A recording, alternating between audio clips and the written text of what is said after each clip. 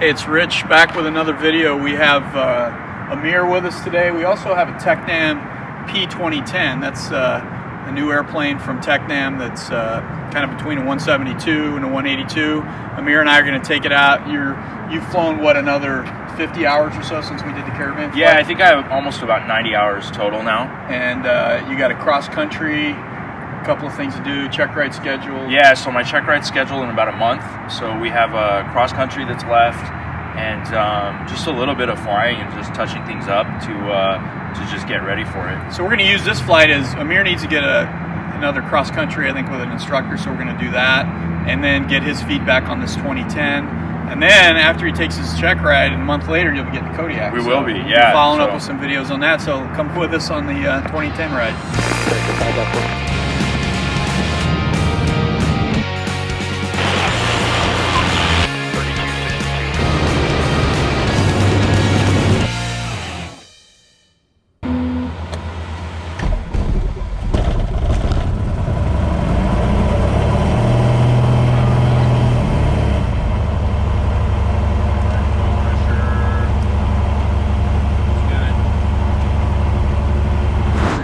Yep. Okay. Clear to go. All right. So here we go. There you go. Let's track that center line. All right. Airspeed's live. All the gauges are in the green. Good.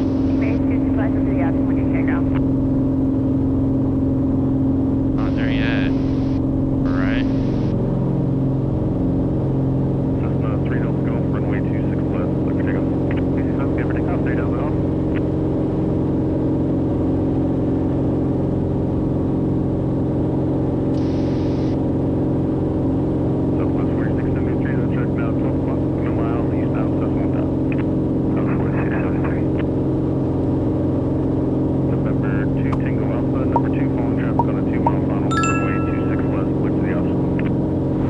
So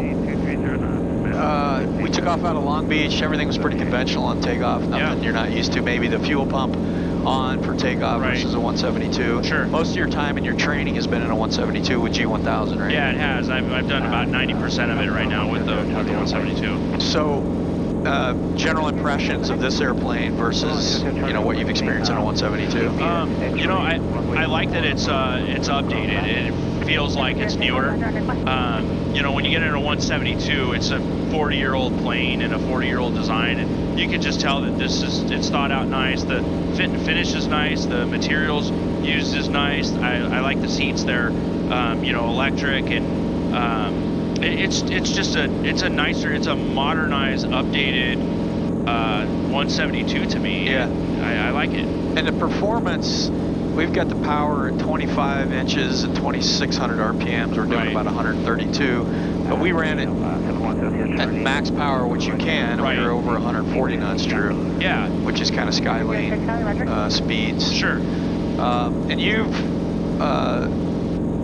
we haven't maneuvered a lot. You'll get some maneuvering in it, but I think it's wider, and I need to verify this, but kind of through the shoulders. I think we have more room. Yeah, here. It's comfortable, and it's quieter too than a 172. Yeah, I think it just feels a little more substantial than a 172. This airplane has 61 gallons of gas. 172 has 50, roughly. Right. 215 horse. 172s are 180. Right. This has a constant speed propeller.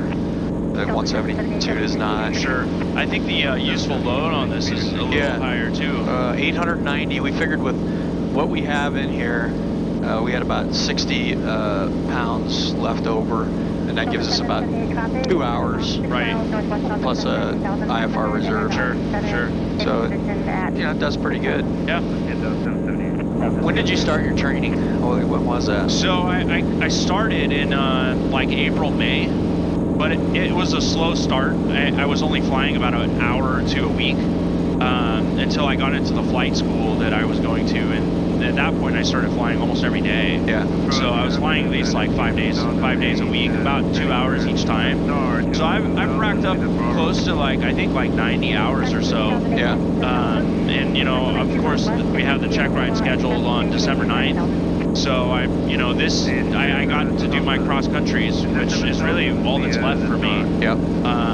So this is a good transition to kind of, you know, do it with you, get a feel for the plane and how it is. I think we talked about possibly finishing up my training in the check ride in this plane. Yeah. And I think that it's great. Yeah, and I think that would be a good, you know, it'd be good to be able to kind of focus in from now until the check ride on one airplane, Right. and do, you know, do the check ride prep in this airplane and whatever, you know, solo cross country you got to do. Sure. It'd be nice. Not that you could do it in the 172. No, this is, but like we were talking about earlier, just having the autopilot here and being able to, you know, have that as a new pilot gives you a little bit more time to at least be able to get all the radios set up and you know, pay attention to more that's going on. Whereas when I'm soloing in the 172, I'm just so focused on flying. This does give me a little bit more comfort, especially right now. We're kind of, you know, in the clouds. We're gonna have to get a IFR clearance here.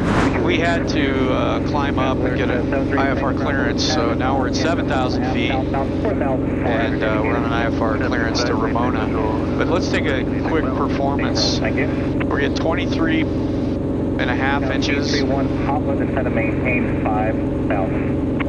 Descender maintain 5,000, 831 Papa. So I'm gonna hit this to 5,000 Vertical speed. and then vertical speed. And then nose down. 7070 You're doing it right here. And then now your rudder's going to get out of whack as your airspeed. Let's bring the power, bring some power back. Okay. And watch as you reduce the power. Just keep going. Keep going. Keep going until it starts changing. And just leave it right there for now. Okay. Perfect. And then just now take over the rudders because at a higher indicated airspeed, the rudders going to be different. Nice gradual. So we were doing 138 knots at 7,000 on 14 gallons an hour. Yeah. We were losing it at the end, but so back to your training. Yeah. Check rides December 9th. You need some more cross country time. A little bit. And then it's going to be check ride prep. Yeah. So how do you feel about all like the other maneuvers and everything you got to do? So I'm good with all the maneuvers. I mean, I've done that quite a bit. I'm very confident in all the stalls and all that stuff. I've done steep turns, slow flight. I've done those in a Kodiak now too. I did the training school with the Kodiak, and I did them in the simulator, and then went up actually in the plane and did that. So I'm very confident with all that. It's really just now, just kind of touching up and polishing off the little things that are left, and then, you know, taking the check ride, getting my pilot's license, and then, you know, moving on with that. Yeah, nice. Getting close. Yeah, getting close. So it's been a lot thanks to your help. So let's, to make this simpler, let's cancel our IFR. Okay. And we'll go VFR. Okay. Yeah, go ahead and Tecnam 310 Papa, enter the right downwind runway 27, report to be in the tower. Downwind runway 27 will return when we be in the tower, 831 Papa. And he said right downwind. Yeah. So why don't you turn the autopilot off now? Let's pull some power. Maybe, just turn it off and let's So double click that. We're going to turn the flight director off too. Yeah. Because I want you just to visually see the airport, you see the runway. Right. And we're going to make a right down one, so that's going to be on that side. So just start aiming for that. Maybe pull a little more power back. Because as we descend, the airplane's going to, that's good right there. And you can even pull some RPMs off of it if you want. Back to 2,500 RPM. Yeah. I can hit more flaps now. Yep.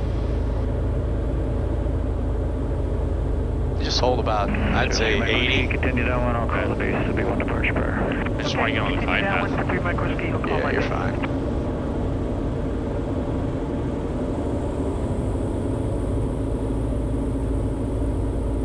Windy.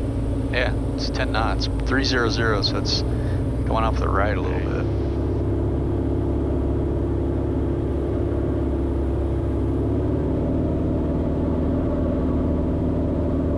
Here's glide path. Speed looks okay. Just confirm 31 Papa, clear to land.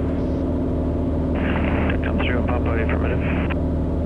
31 Papa's clear to land, 27. I never heard him say that before.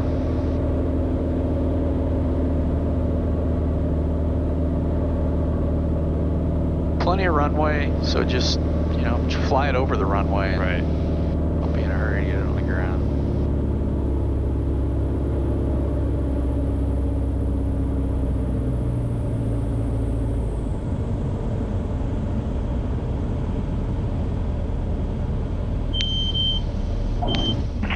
Mike Nice. Whiskey, control base. There'll be one departure prior. A little aileron into the wind. Clear to land 27, Good. one departure prior, 3 Mike Whiskey. Tecnam 3-1 Papa, say taxi request. Let's taxi to transient parking. Taxi to the transient parking, 3-1 Papa. Tecnam 3-1 Papa, turn left on Alpha, taxi to the tower parking, remain this frequency. Okay, so that's a quick review of the Tecnam P2010. This is a brand new one, 2022. It only has maybe 40 hours on it. And we'll do a more thorough review of the airplane. We're keeping track of Amir's progress. You know, we're real interested in people learning to fly, and somebody like Amir gets into aviation. You know, we want him to have a good experience, and he's going to talk to people, and it's real important to have people like Amir getting into aviation. And so he's got a lot of good friends and people around him making sure he's doing it right. We're going to get the Kodiak, and we're going to fly that, make some videos. So it's really, nice. from my perspective, it's great to see people that are getting into aviation and to have access to nice quality training airplanes like this, because they're hard to find. I mean, you had a hard time finding an airplane to progress. He was calling me every day saying, Rich, you got a plane, and it was difficult. Finally, you got into the right rhythm. So we're going to keep track of your progress, and thanks for flying with us. It's and, been great. Thanks, man. Thanks for watching.